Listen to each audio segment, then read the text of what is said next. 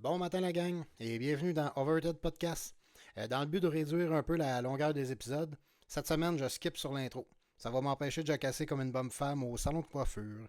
Fait que attachez vos bigodis, puis on entame la division centrale, puis on termine ça avec les trophées ML de la dernière saison. Parlons d'abord des Sauvages du Minnesota. Pour moi, cette saison, le Wild fait partie de mon top 3 des favoris pour gagner la Coupe. D'abord, mettons pour l'équipe présente, évidemment, j'ai cote A+. On va voir ça ici. Ok, parfait. Comme on peut voir, mettons un top 6, Crider, Kempe, Kopitar, Tavares, Buzzer, Nekash, tu as de l'expérience, tu as quand même encore des jambes, des joueurs défensifs. Défensivement, c'est incroyable. Edman, Ekblad, Myers, Lindholm, Schneider, Akenpa, D'Angelo AO qui peuvent compléter. Dans les buts, Georgiev, connu une très grosse saison l'année passée. S'il répète encore l'exploit, je crois vraiment qu'on va pouvoir voir le Wild dans le top 4 à la fin de l'année, assurément. Pour le futur, j'ai cote C-.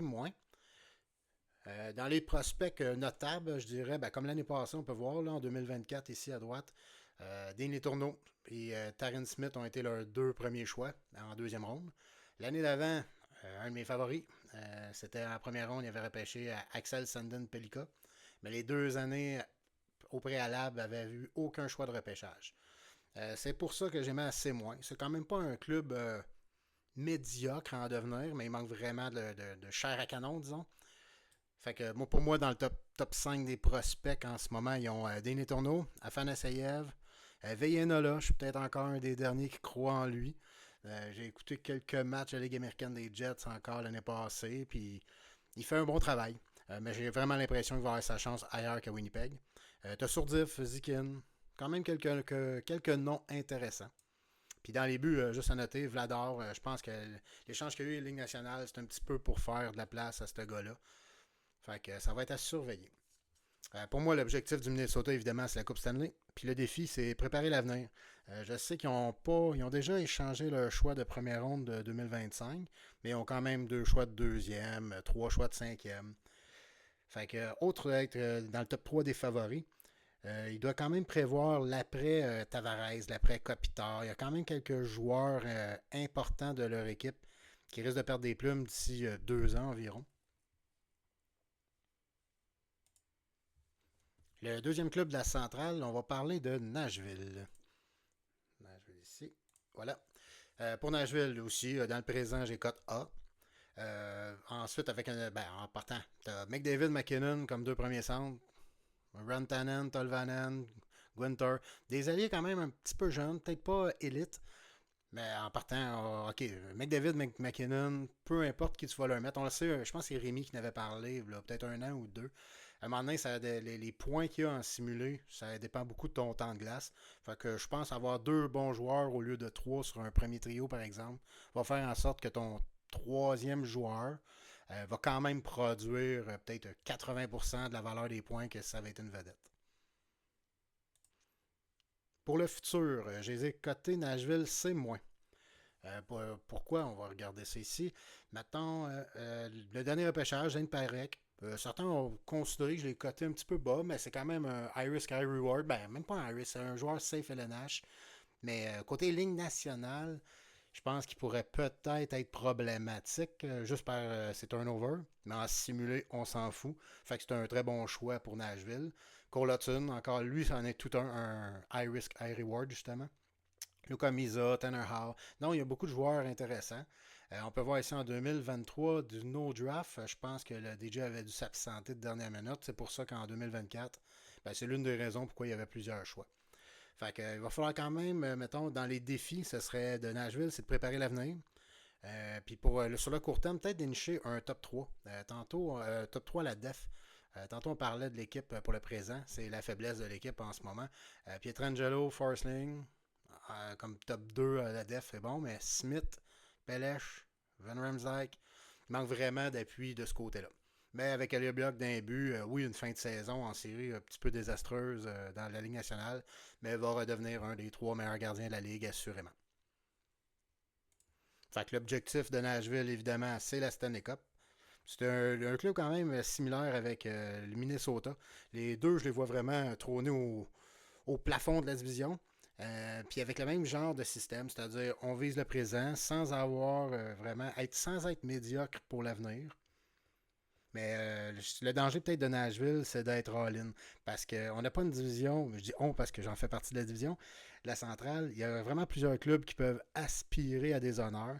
Fait que c'est un petit danger là-dessus. Est-ce qu'on y va all-in dans un deadline ou est-ce qu'on reste un petit peu sur nos positions puis on espère avoir une saison de feu? Un peu comme Seattle a eu l'année passée là, avec les prouesses de Mark Strom en série.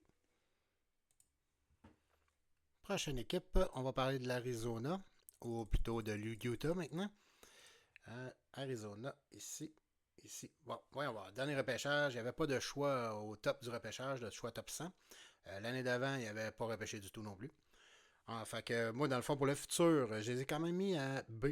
Parce que c'est quand même un club avec des. Si on regarde ici, là, ils ont quand même des Nick Shin, un défenseur que j'ai vraiment hâte de voir aller dans la Ligue nationale parce qu'il est dominant dans le KHL. Yorov, ouais. Coronato, Comesso, Wenbeck. C'est quand même des espoirs intéressants. Il manque beaucoup de profondeur, par contre. De là, le fait de ne pas avoir repêché en 2023. Mais c'est quand même pas inquiétant parce que le DJ, c'est un gars expérimenté. Il va savoir quand faire le move d'y aller vers l'avenir. Mais pour le présent, je cote l'équipe B. Mettons, on prend dans les buts en partant Bobrovski. Inutile de s'épivarder sur lui. Escanen, Faber, Brodin, peut-être en défensive, je dirais un top 3. Là, un troisième défenseur serait très intéressant, peut-être même un top 2 s'ils veulent viser une grosse saison en série. L'attaque, ça va très bien. Le Conan a boosté l'équipe. Robertson, Suzuki, Erikssonek, Cofield, Marchenko. Rien à dire là-dessus. De là que je vais mettre présent le B. Ensuite, l'objectif, faire les séries, évidemment. Puis le défi, c'est peut-être d'être le miroir des Flames pour l'équipe de l'Arizona. La raison pourquoi je dis ça, c'est d'essayer de garder ses choix au maximum. Comme l'année prochaine, il les a tous sauf son septième. Mais de rester compétitif. Parce que d'ici 2 ans, peut-être 3, je vois vraiment Nashville, Minnesota perdre un peu des plumes. Fait que c'est peut-être l'entrée pour dominer la division centrale pour l'Arizona.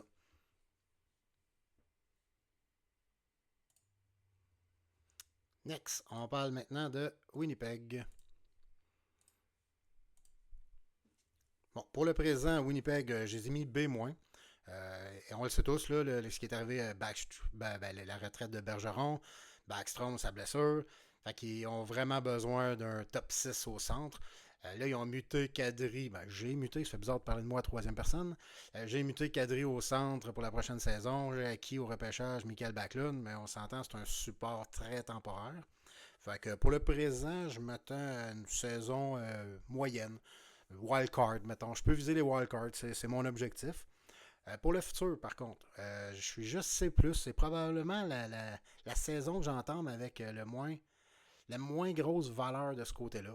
Ça fait 2, 3, même 4 ans que j'échange beaucoup de choix et de prospects pour essayer de m'améliorer sur le court terme. Un peu comme j'ai parlé dans un autre podcast, je me trouve un petit peu dans la même position que Cal, c'est-à-dire avec une strike de 14-15 saisons de suite en série. Je veux comme pas faire le pas arrière puis sacrifier une année immédiatement. C'est sûr qu'une année à Noël, si je suis vraiment pas d'implant du simulateur, on verra pour un petit reset, un petit rebuild rapide. Mais pour l'instant, on vise encore les séries. Fait que l'objectif, peut-être flairer le bon moment du reset. Parce que même si je suis en série, mais que je vois vraiment que le marché est favorable à certains de mes joueurs, je dis pas que je le ferai pas. Mais au risque de rater les séries. Puis mon défi, bien repêché.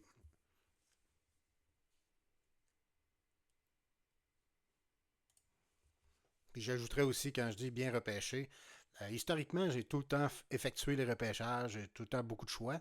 Mais depuis 4-5 ans, peut-être depuis la pandémie, quand il a commencé à avoir un petit peu moins de hockey, les saisons écourtées, je trouvais qu'il y avait un petit peu n'importe quoi qui se passait dans la Ligue nationale. J'ai perdu un petit peu d'attrait là-dessus.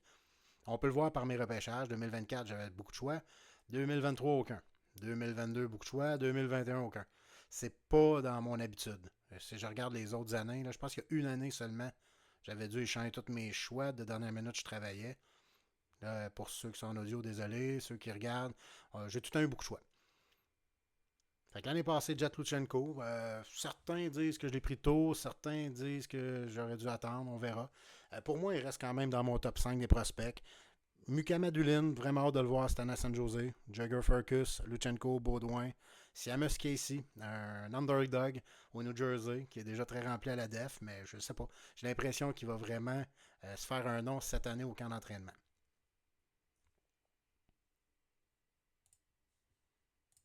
Les Stars de Dallas. Régent et sa bande. Tout ici. L'année passée, il n'y avait pas de gros choix de repêchage. L'année d'avant, 2023, le plus haut choix, 19e au total, Samuel Honzek. Mettons pour le présent, Dallas. Moi, je les cote B-. Ils ont quand même un club encore très fort. Ils Shesterkin d'un but avec Allen comme support, c'est excellent. Probablement un duo qui pourrait gagner ou aspirer du moins au Jennings l'an prochain. Défensivement, Chabot, Jones, Orlov, Spurgeon, Bogvis, Trouble, Soucy. Non, c'est bien. Avec Miramonov, ça va être intéressant de voir. 27 ans, il a fait ses premiers pas l'année passée ou 2 ans. Non, l'année passée, suite à l'échange en Ligue nationale. Et il va être surveillé. Ça pourrait être le genre de joueur que Dallas pourrait prendre pour une recote vers la fin de la saison. En attaque, c'est là aussi que la vieillesse se fait le plus sentir. Adam Henrik, Brock Nelson, Pavelski qui vient d'annoncer sa retraite, Lars Eller, Mike Hoffman, Kuznetsov qui vient de partir en KHL. Je pense vraiment que Dallas, c'est peut-être la dernière saison qu'ils peuvent donner un push, magie ou pas. Ensuite, il va falloir peut-être faire un pas, pendant un an ou deux, mettons, faire un pas ou deux de recul avant de rebondir en série. L'objectif pour les Stars, faire les séries ou être vendeur. Je pense qu'ils ont quand même des valeurs intéressantes sur le marché. Je prends, mettons, un gars comme Brock Nelson, c'est jamais flashy comme nom, mais c'est un gars de quoi 0.85, 0.90 points par game, tous les ans. Donc, dans le fond, l'important, c'est de voir où va être la relève. Côté relève, je les place C-, justement. Un gars comme Connor Geeky, exemple. Si on voit vraiment qu'il prend soit sa place dans la Ligue nationale ou soit qu'il domine dans le junior, pourrait peut-être accélérer le processus de reconstruction de Dallas. À la def, ça c'est peut-être un petit peu différent. Je sais que Sam Renzel, il y a un certain hype autour du joueur. Moi, je suis plus ou moins certain de sa valeur. Hens, un petit peu la même chose. Yann Mitchell, bon, il a 25 ans, c'est plus ça, là. C'est plus un grand espoir, on s'entend. Fait que moi, je pense vraiment que la prochaine étape pour eux, pour remplacer les Spurgeon, Orlov, qui sont bientôt mi-trentaine, ça va être de peut-être repêcher l'an prochain. Ben, avec un premier choix, tu repêches tout le temps le meilleur joueur disponible. Mais s'il peut avoir un défenseur, ça serait intéressant pour Régent. Parlons maintenant de l'équipe de Saint-Louis. Ici. Je pense que les Blues, dans le fond, le plus grosse épine dans le pied, c'est d'évoluer dans la division centrale. Ils sont comme dans une fin de rebuild, de reconstruction, mais c'est difficile de venir cogner à la porte, même du wild card. Il y a quand même 3, 4, 5 équipes qui peuvent aspirer aux honneurs dans la division. Mais comme je disais plus tôt, il y a certains clubs en haut, là, que ce soit en partant à Winnipeg, Dallas, Nashville. Il y a quand même quelques clubs que d'ici 2 ans, je pense qu'ils vont avoir de la difficulté à dominer. Fait que c'est peut-être de là, à partir de là, que Saint-Louis pourrait peut-être s'amuser à rivaliser avec l'Utah pour dominer la division. Pour le présent, je cote C+ pour les Blues. On peut voir à l'écran Fiala, Thomas, Peterka, que j'adore. J'ai vraiment hâte de voir sa saison. Il vient de connaître une saison de quoi 25-30 buts. On va aller vérifier, juste pour être certain.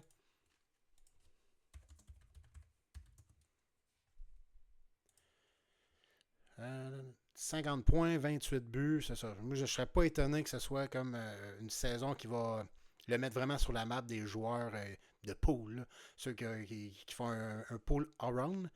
Un gars de 70 points, je ne serais pas étonné pour Peterka. Il joue derrière Tuck comme allié droit. Par contre, Tuck, je pense qu'il a atteint son plafond depuis quelques années.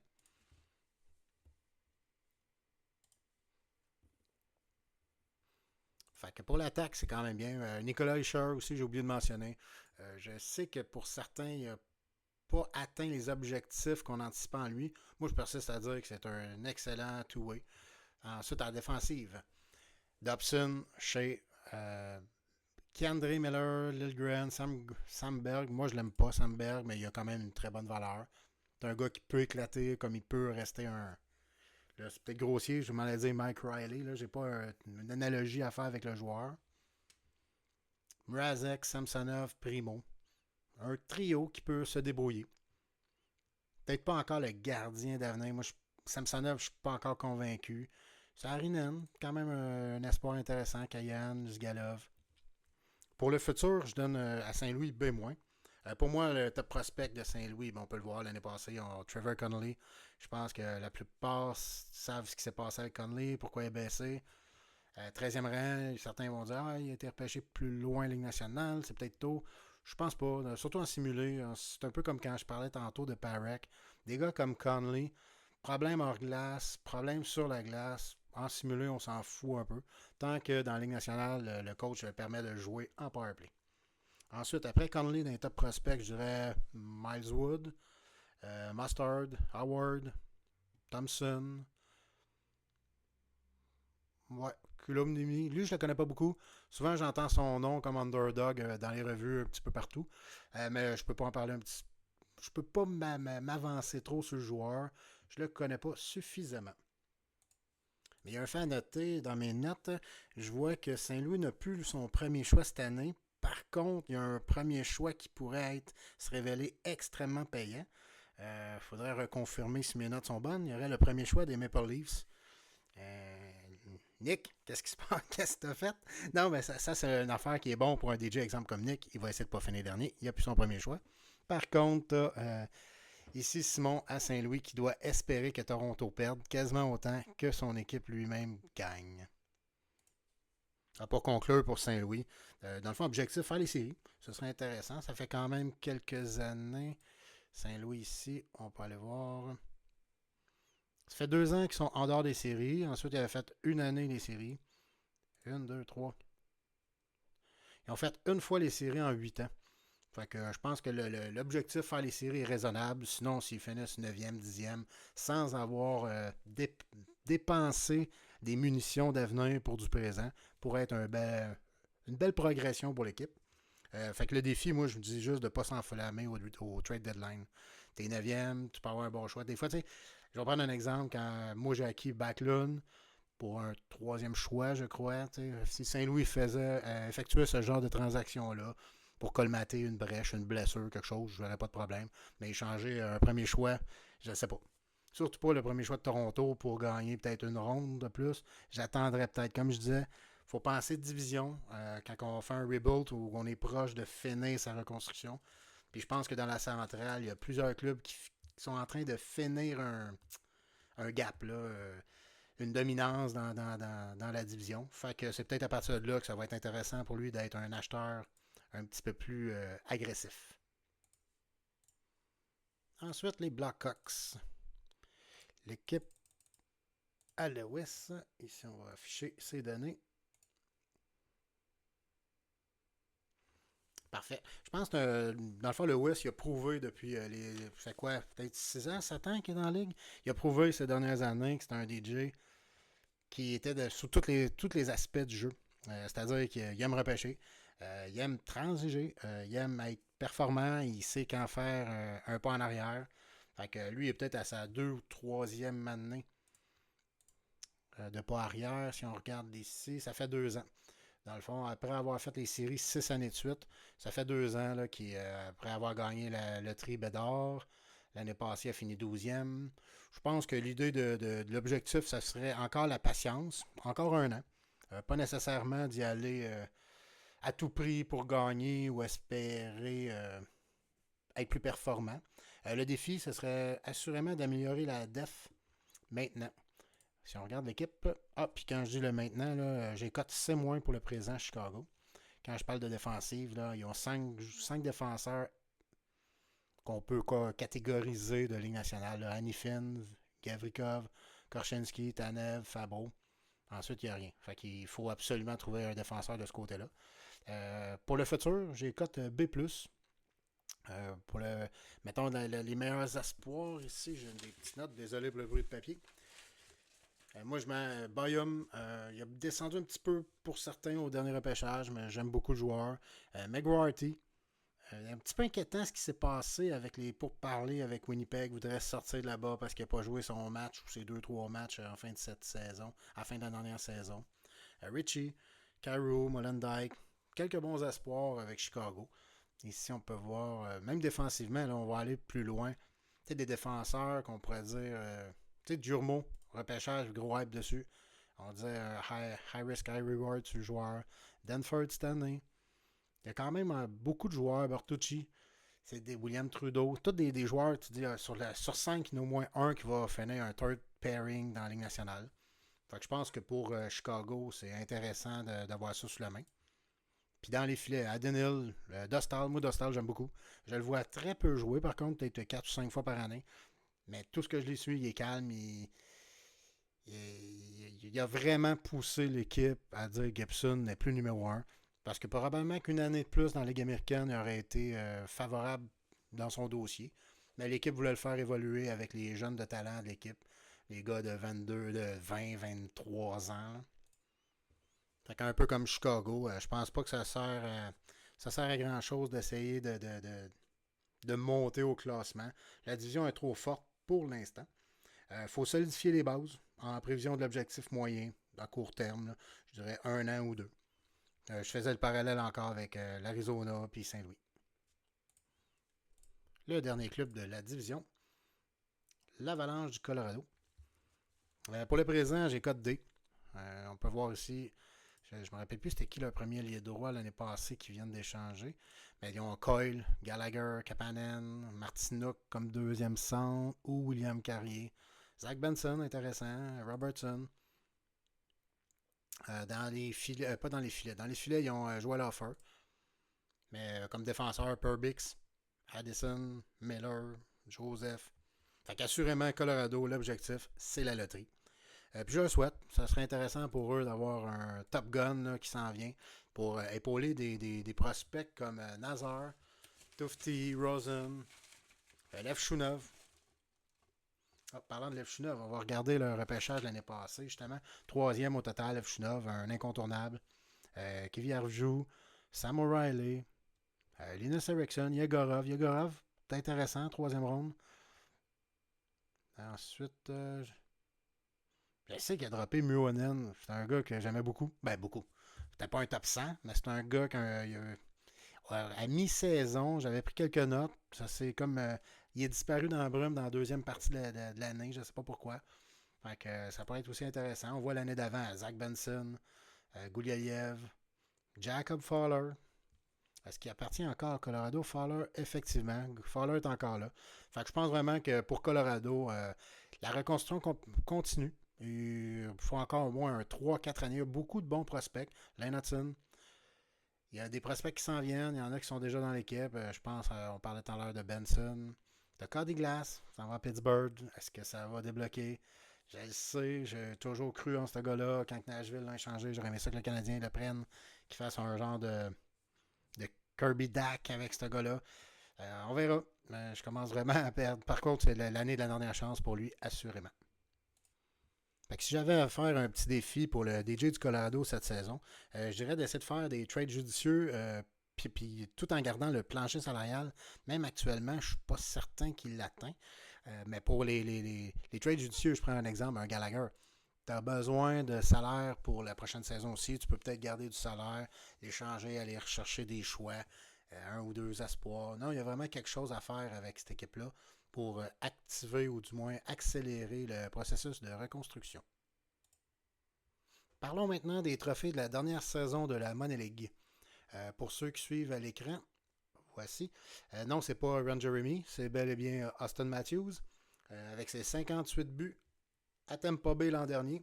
Vient de gagner le Maurice Rocket Richard.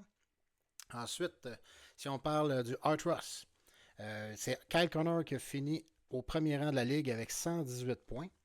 Un point seulement devant. Qui d'autre déjà? Je ne l'ai pas dans mes notes. Là. Je pense que c'est Michael Zibanejad avec la Floride. Ensuite, le Lady Bing.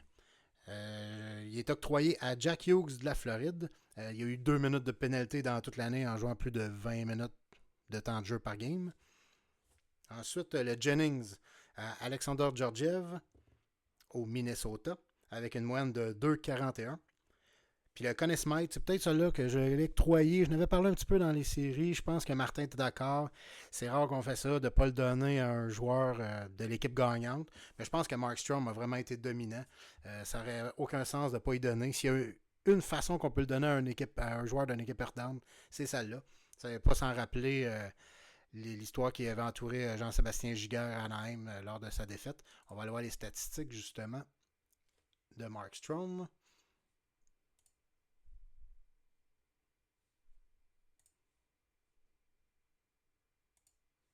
Là, il y a une coupure dans la vidéo. Là, je ne voulais pas faire la recherche de la bonne page pendant 25 secondes devant vous. Fait que là, on peut voir, mettons, dans les séries l'année passée, là, dans la Money League, Markstrom à Seattle, 938 d'efficacité. Le second gardien de but, c'était Shesterkin à 921. Et les buts contre, il y avait 1,97. Pour donner un aperçu, à Ottawa, Jack Ettinger qui a gagné 2,96. Fait qu'un but de plus accordé par partie. Mais je soulignerais quand même Carlson et. C'était qui déjà l'autre joueur? C'était William Carlson à Ottawa avec 32 points. Puis Kaprizov avec 34 points. Les deux auraient été considérés pour le trophée. Ensuite, pour terminer, le Jennings, je l'avais dit à Georgiev. Le Wayne Gretzky, celui qui a dominé dans le minus, dans le différentiel, c'est Ropey Hins à Columbus. Ensuite, il y a les autres trophées que je préfère y aller par vote. On fera ça bien que la vidéo sorte, là, peut-être vers la fin septembre. On fera pas un petit draft, là, mais un petit pool sur le forum pour voter. Exemple, le Selkie. Je sais qu'il y en a qui, un petit peu comme moi, là, on aime mieux le donner à des joueurs moins offensifs, plus offensifs. En tout cas, on s'arrangera pour avoir au moins 3 à 5 joueurs disponibles. Je vais vous nommer tout de suite les noms de ceux que je mets. Pour moi, c'est très important qu'ils jouent en piqué. Puis évidemment, qu'il domine son équipe dans les plus et moins. Quand je dis domine, je vais prendre un exemple là, que j'avais pris en note justement. Admettons, on va prendre Tom Wilson à San Jose, plus 35. Puis les suivants dans l'équipe, là, dans les attaquants, il y en avait un de plus 38, puis un autre à plus 21. Donc, il est vraiment le deuxième. Puis il y a un bon gap avec le troisième. Il y a juste 46 points pour plus 35, puis 282 minutes de pénalité. Je pense que c'est un gars qu'on pourrait considérer pour le Selkie. Moi, dans les noms que j'ai mis, j'ai pris Couture, Marner, Zibanejad, Nick Dowd avec Seattle. Vous irez voir. Ensuite, Torah Hart. En ce moment, si j'avais à dire les choix, moi, Matthews, Andam Fox, Connor, Marner, à voir avec vous autres quand on va sortir le pool. Norris, Provorov, Makar, Fox, à mon avis, c'est les trois qui devraient être nominés. Le Calder, Owen Tippett, avec une saison de 67 points à Buffalo. Kuzmenko, 56 points à Calgary. Puis Owen Power à Philadelphie, avec 42 points, une belle saison recrue. Ça sera à voir plus tard. La même chose pour le Vizina, le Jack Adams, le Lester B. Person, puis le Lester Patrick. On fera le pôle un petit peu plus tard. Fait que pour le reste, je vous dis, passez une belle journée. Salut!